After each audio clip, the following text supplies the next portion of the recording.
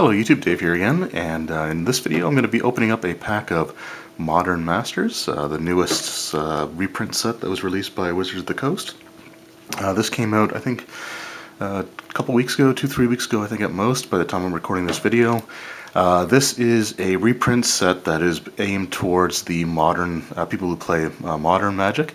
And what Modern is, from my understanding, it's anything from 8th edition forward, so anything pre-8th edition doesn't count towards the format.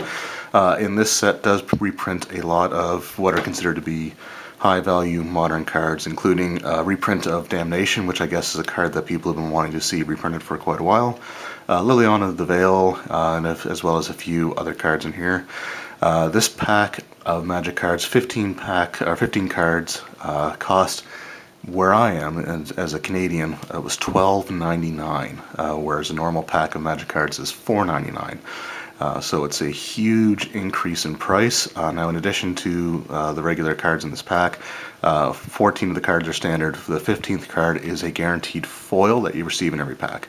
Now, in my opinion, I would never have bought this just for myself. This is the only pack of this I'm ever going to pick up. And the reason I'm doing it specifically for the channel, just so I can have a pack of it to open up. The other reason that I was able to get it is the game store that I go to, which is called Giant Robot Comics, has a points program where when you spend so much money in the store, they have a points card, you earn points, and you can get money off towards your purchases. So I was able to get $5 off of this. It still ended up costing me quite a bit, $7.99. As opposed to the full $12.99. Now again, even though this has some high value cards in here, I still consider this to be way too much money. I would pay $7 or $8 plus tax for a pack of the set, and I would be more inclined to buy multiple packs for it, because there are some cards in there that I would like to get. I mean, Liliana the Veil is a card that I would really love to have, although I don't think I'm ever going to get it, and I'm not going to chase after it with this pack. So anyway, I'd like to see the price be a little bit more reasonable. And even if they did away with the guaranteed foil card, I'd be totally okay with that, if it meant that I wasn't paying almost 3 times the price of a normal booster pack for the same number of cards, and the hopes that I get one of the high value cards from the set. Anyway, that's just sort of my little spiel on Modern Masters, and Eternal Masters is another set that does the same thing as far as price structure goes. So again, not a huge fan of the price for these. This is the only time you're going to see me open a pack of 2017 Modern Masters, but hopefully we'll get something decent in there to recover the amount of money that I spent on the booster pack. So let's crack it open and hope for the best. In terms of what I really like to get, there's not really a whole lot in here that I can honestly think of, other than Liliana would be really nice. I guess there's Snapcaster Mage is another high sought after card. Serum Visions would be one I'd be okay with as well. So anyway, we have here Arcanus Web, and where this is such an expensive set, I'm going to take my time and go through each of the cards here. So this is a Aura Enchantment. Enchant creature for 2 and a green. Enchanted creature can't attack or block, and its activated abilities can't be activated. At the beginning of the end step, if enchanted creature's power is 4 or greater, destroy. So you can bump a creature up, I guess, to get rid of it. Simic Guildgate, so it's a common dual land, enters tapped, and you can use it for either green or blue. I like these dual lands. I know that the rare ones, the fetch lands and stuff like that, are more sought after, but I don't mind these ones. I actually have quite a few decks with these types of dual lands in there, and I've always enjoyed them. Agony Warp for a blue and a black. Target creature gets -3, -0 to end a turn. Target creature gets -0, -3 till end of turn. And that is an instant. Slaughterhorn, I mean, I do play green, so at least I've got a couple of decent green cards in here. So 2 and a green, Blood Rush for 1 green, discard Shatterhorn. Target attacking creature gets +3/+2 until end of turn, and it is a 3/2. Recover for 2 and a black. Return target creature from your graveyard to your hand and draw a card. It's pretty cool. Oops. Dynacharge. So for 1 red, creature you control gets +2/+0 until end of turn. You can overload it for 2 and a red if you cast a spell for its overload, or you may cast a spell for its overload cost. If you do, change its text by replacing all instances of target with each.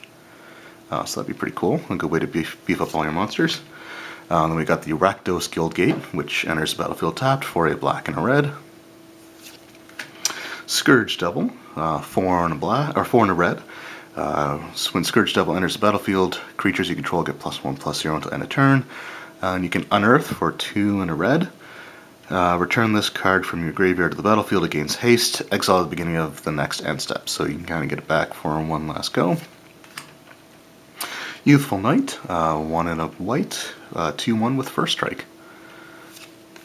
And Grasp of Phantoms, 3 and a blue. Put target creature on top of its owner's library, and you can flash it back for 7 and a blue. So you can cast the card from the graveyard and then exile it. Our first uncommon is Simic Signet for 2. For 1, you can tap it to add either a blue or a green to your mana pool. And again, Simic is the color combination that I like the most, so blue-green, so I could probably use that in some of my decks.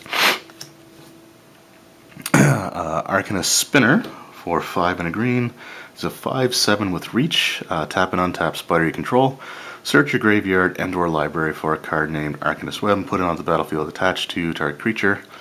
If you search your library this way, shuffle it. And then we've got Soul Manipulation for 1 blue and a black. Choose one or both, counter target creature spell, return target creature card from your graveyard to your hand.